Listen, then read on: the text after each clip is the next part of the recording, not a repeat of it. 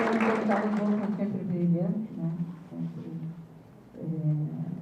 ele é cirúrgico, vamos seguir suas colocações, e nos deixa bastante claro por que pensar desde a América Latina, né? Quer dizer, é pensar a partir de um horizonte político, um horizonte diferenciado e crítico, sobretudo, né? Então, essa é um pouco a proposta, depois até conversamos sobre isso. Professor Samuel, conversar um pouquinho conosco, então, sobre o trabalho. Boa noite a todos e a todas. Cumprimentar o pró-reitor, cumprimentar o Maicon, tutor, que trabalhou bastante ao longo do ano passado para poder realizar, com o Fabrício, junto com o Vilmar, que está sempre na Edifurgo. Cumprimentar a Ivone, nossa querida amiga, saudar o Sr. Volkmann, o Sr. Tarcísio. E, bom, a minha satisfação em estar aqui e lançar essa obra com vocês, primeiro a satisfação de poder fazer parte, talvez como um membro mais desconhecido e mais jovem, de uma obra que reúne duas grandes tradições, ou dois grandes personagens do esforço da Academia Brasileira em se reencontrar com a América Latina. O Sr. Antônio Carlos Volpi, o Sr. Antônio Sidecum, dois Antônios, há mais de 35 anos, se lançaram numa aventura, porque não são aventureiros do ponto de vista da responsabilidade acadêmica, mas que parecia ser uma aventura do ponto de vista acadêmico, numa época em que todo mundo olhava para a Europa, numa época em que se dizia que o que era bom para os Estados Unidos é bom para o Brasil, isso era um lema quase que oficial, fazem um caminho novo, inverso, e procurar um na filosofia, o outro no direito, outras matrizes, outra forma de pensar que nos irmanasse enquanto latinos. 35 anos depois, esse trabalho ainda é novidade, porque nós ainda temos um espírito muito às costas para a América Latina.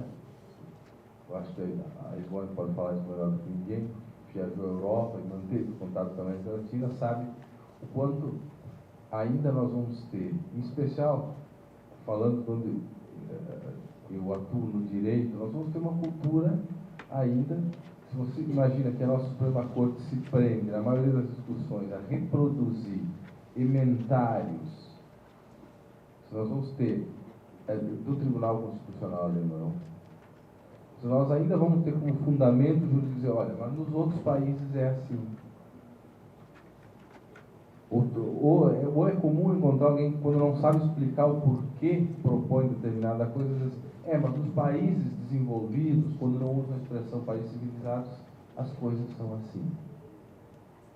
Então eu fico muito feliz, de certa forma, a obra acho que corroa essa trajetória do professor Volkmann e do professor Sidecum, essa senda, às vezes, difícil, né, procurar se relacionar, de trazer outros elementos para a discussão, numa época em que todo mundo estava interessado em dizer, olha, vamos para a Alemanha, vamos trazer de lá, ou vamos para os Estados Unidos, vamos trazer da Europa, sendo a prática da importação cultural uma constante no meio acadêmico. Eu acho que por conta disso a enciclopédia já vale a pena, mas também não se trata aqui, é importante ressaltar, de fazer aquela ideia que o Schwartz vai dizer assim, o nacional por subtração. Ou seja, tiramos tudo o que é estrangeiro e vamos tentar falar uma língua indígena. E daí vamos ter o nacional. Não é assim. A ideia de cultura, a cultura não é algo estático, ela é algo permanentemente dinâmico e ela se faz pela sua interação, pelo processo de trocas.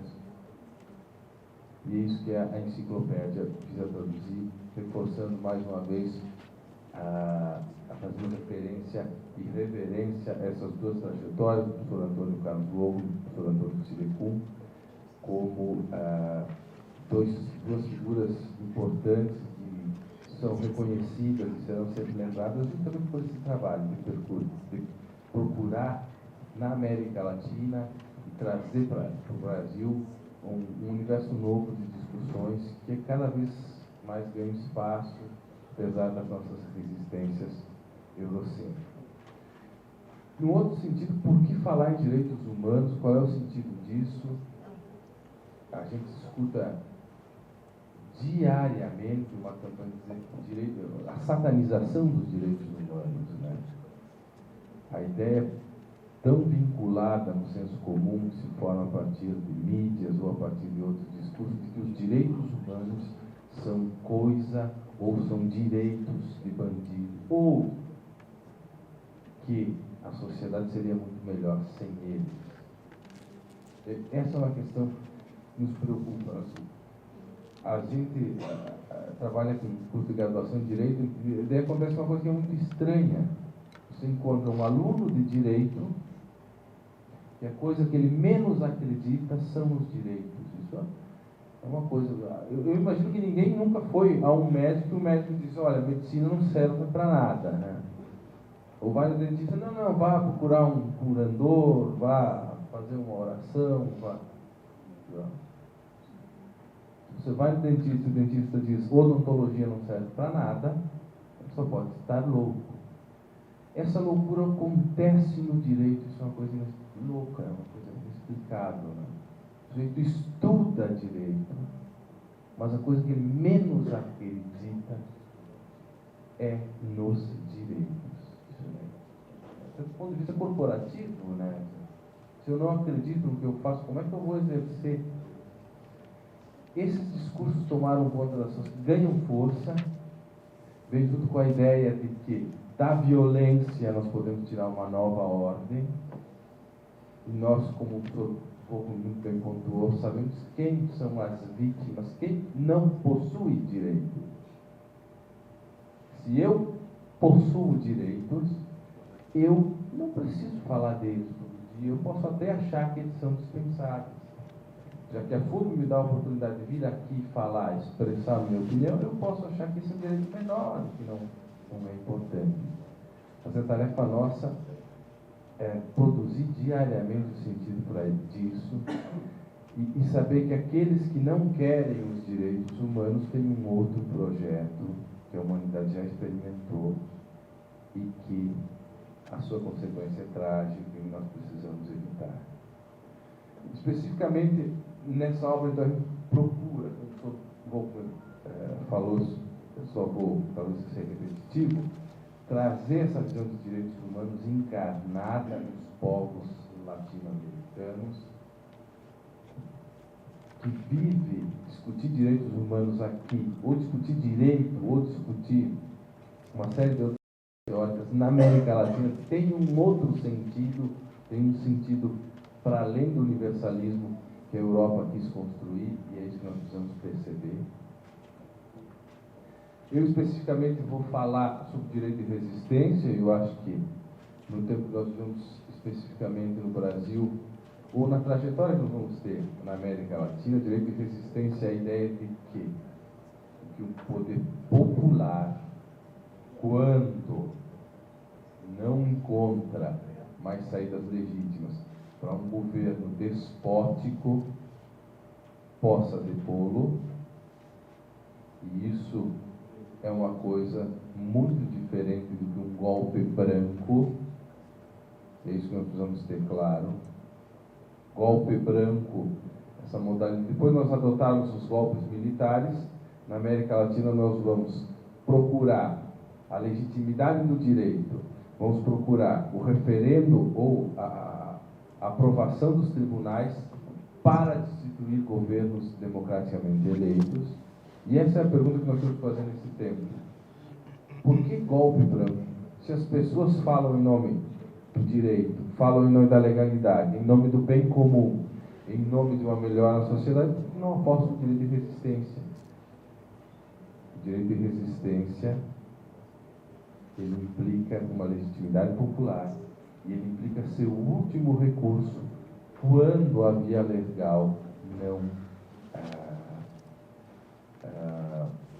não dá conta. É isso que nós... São questões... E exemplo desse meu verbete que eu acabo de falar, muitos outros tratam da nossa realidade contemporânea com brasileiros e com latino-americanos. Mais uma vez eu agradeço a FURB, na pessoa do pró-reitor, na pessoa do editor-chefe da FURB, a oportunidade da gente expor esse trabalho depois de um longo período. Muito obrigado. Então, é muito claro, né?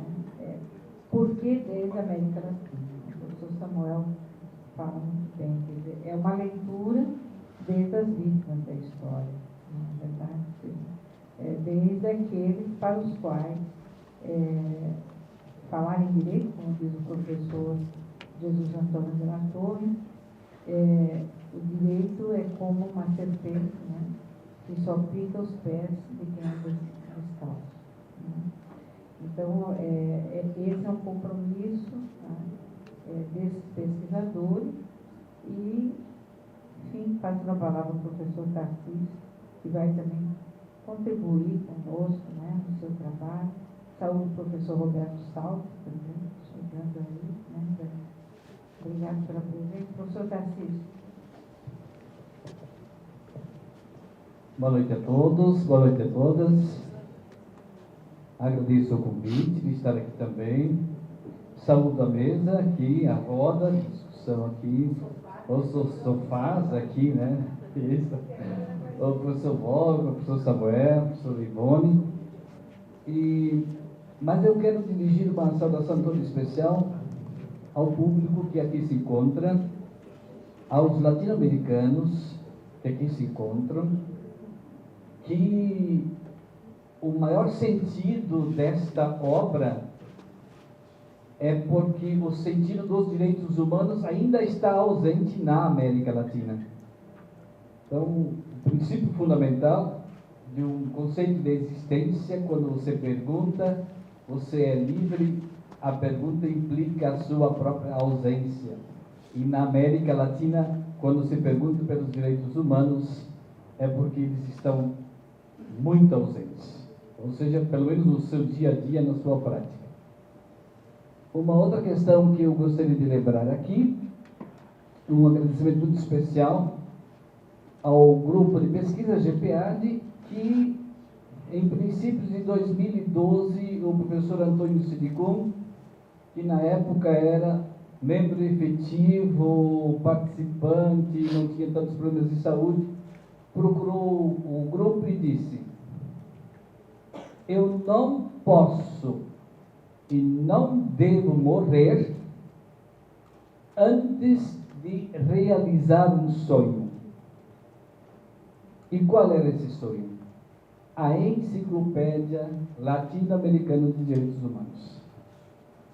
Bom, esse desejo, este sonho, estas múltiplas vozes representados pelo desejo do professor Antônio foram ouvidos, levados ao centro, acolhidos pelo centro CCHC, que hoje, na pessoa do professor Celso, nós agradecemos também, encaminhados e solicitados para a reitoria, prontamente aceitos, encaminhados para a editora, na pessoa do Michael aqui, que encabeçaram esse grande empreendimento. E na pessoa do Michael também quero estender os agradecimentos especiais ao Fabrício e ao Guimar, que são pessoas que não mediram esforços na concretude desta obra aqui.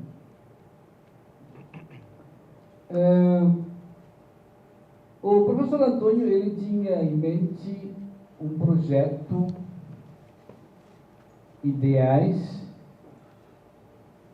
e também tinha em mente, de certo modo, o processo dialético da construção desta obra. Porque foram muitas idas e muitas vindas. E hoje, de fato, nós temos esta obra aqui, sendo trazida ao público para que todos possam apreciar em primeira mão, eu diria, a melhor obra ou a melhor enciclopédia latino-americana de direitos humanos. Então, graças a este envolvimento todo, ao grupo que organizou isso, os organizadores aqui na pessoa do professor Antônio Volpa e do professor Samuel, e sem medir esforços estavam sempre presentes fazendo isso. Então, nossos agradecimentos a vocês todos também.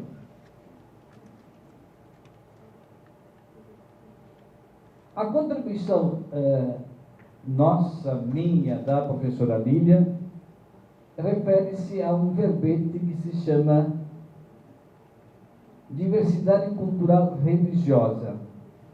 Nós temos na enciclopédia o verbete diversidade cultural, mas nós temos também um outro verbete que se chama diversidade cultural religiosa, que eu, a professora Lília, nós nos debruçamos para pensá-lo um pouco. Não vou falar sobre ele exaustivamente, apenas algumas questões centrais do texto, mas eu gostaria de começar a fazer menção àquilo que o professor Samuel disse e o professor Volkmann disse, e eu diria que, por que pensar direitos humanos? Talvez a primeira resposta seria: não devemos pensá-los, mas devemos vivê-los. Enquanto se pensa, normalmente não se vive ou não se experiencia isto. E aí eu diria assim: direitos humanos como um direito. E eu abriria a ter direito, a ter direitos. A enciclopédia menciona muito bem isto. E o segundo, na direção do professor Samuel, resistência, que são resistências estéticas da corporidade. Não existem direitos a ter direitos, ou não há direito a ter direitos, e no caso de humanos, quando nós não elencamos o conceito de corporidade. A América Latina, a resistência na América Latina, ela é essencialmente uma resistência da corporidade.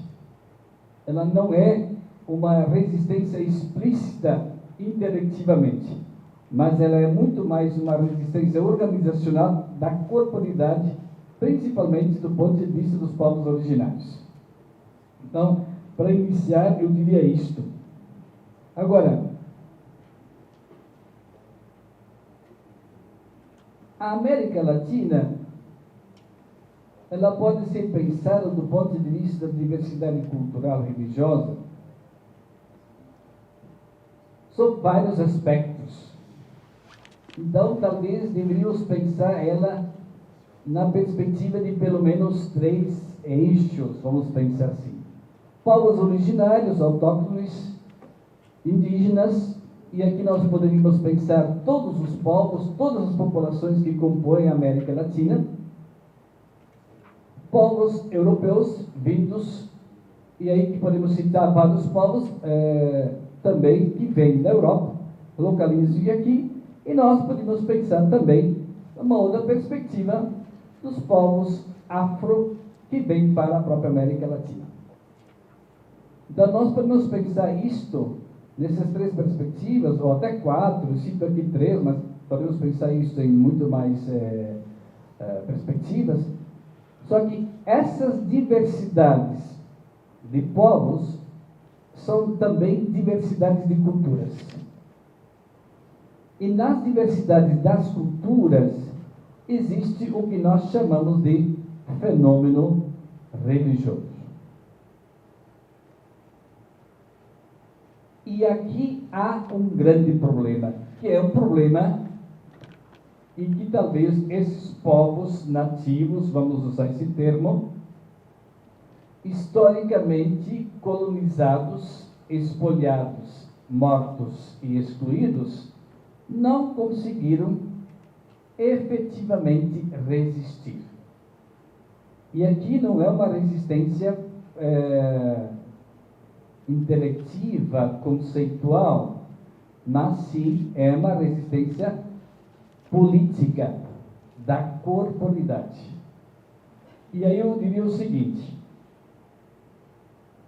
que o ethos das culturas da América Latina é um ethos que foi ceifado pela colonização.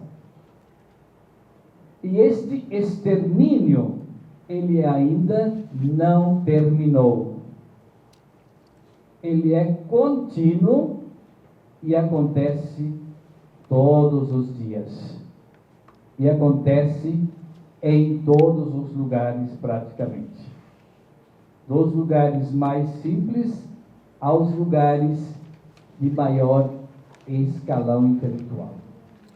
Então, este é um problema que talvez nós vivemos na América Latina e devemos nos organizar nesse sentido. Há um dado do INEP de 2007, auxiliar visual, né, que diz o seguinte: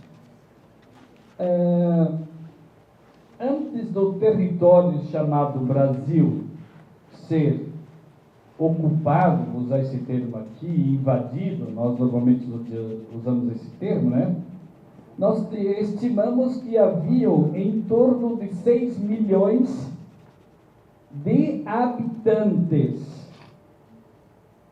que eram distribuídos em 1.400 povos distintos e que pertenciam a 40 famílias linguísticas diferentes. Vejam, 6 milhões. Quando nós lemos a história dos vencedores, eles olhavam e diziam: algo está na terra, algo se aproxima. Este algo não eram objetos. Evidentemente para eles eram, porque não tinham alma, mas eram seres humanos. E aqui nós podemos citar várias comunidades indígenas e de outros povos existentes aqui, que foram, em grande parte, dizimados. Só quero fechar minha fala com uma frase do Rampinelli, e que vejo que isso é muito problemático hoje. Rampinelli diz exatamente que o que visava o processo de colonização? O colonizador, ele tinha em mente duas questões fundamentais, ou seja, o que ele pretendia quando aqui chegou? Primeiro, arrancar as raízes desses povos, bem como apagar a memória histórica de suas lutas. Seus triunfos, suas derrotas, seus heróis, seus mártires. Sabiam os europeus que um povo sem memória seria subjugado mais facilmente. Então, a primeira questão que se faz quando se chega aqui é negar a possibilidade de ter crenças, de ter uma religiosidade, e a imposição da religiosidade trazida de fora, ou seja, o processo de doutrinação ou o processo de catequização. Então, sabe-se quando você retira de um povo o processo cultural das crenças a uma entidade religiosa ou a entidades, no plural, religiosas, você retira dele a parte essencial da sua comunicação. O segundo elemento é, para tanto, o caminho mais profícuo seria negar-lhes a língua. Então, primeiro, negar as crenças ou o processo de religiosidade, e o segundo, a sua própria língua. Primeiro, não permitir que ele tenha crenças, e o segundo, que ele não utilize sua própria língua para se comunicar. Negar a língua, negar a sua religiosidade, é matá-lo culturalmente. E, por consequência, subjugá-lo mais facilmente. Bom, quando se pensa, então, propriamente um processo de diversidade cultural e religiosa na América Latina, um dos conceitos basilares, quando se quer pensar direitos humanos, é o conceito de alteridade. E, na base da alteridade, estão as diversidades. E as diversidades como aspectos dos sujeitos que são diferentes com suas diferenças. Eu sempre me lembro de uma orientação básica, embora eurocêntrica, mas que serve de inspiração do Rousseau. Na Origem e Desigualdade entre os Humanos, Rousseau diz que existem duas grandes desigualdades. Uma natural, e esta é bem-vinda. Nós somos gordos, altos, magros, bonitos, feios, eu não sei se existe, né? Porque todos são bonitos, né? E habilidades físicas. São processos de diferenciações ou de desigualdades naturais. E o segundo processo é a desigualdade moral. Esta desigualdade é um problema porque ela é uma construção humana. E é a desigualdade moral, segundo Rousseau, que é a desigualdade da exclusão. E nós poderíamos dizer, por extensão na América Latina, que a desigualdade política ou moral na América Latina é o extermínio das culturas dos diferentes com as suas diferenças, que não é a cultura do branco, vamos pensar aqui, né? Que não é a cultura do europeu, que não é a cultura do colonizador, mas sim a cultura daquele que desde sempre teve e tem o seu ethos originário na América Latina.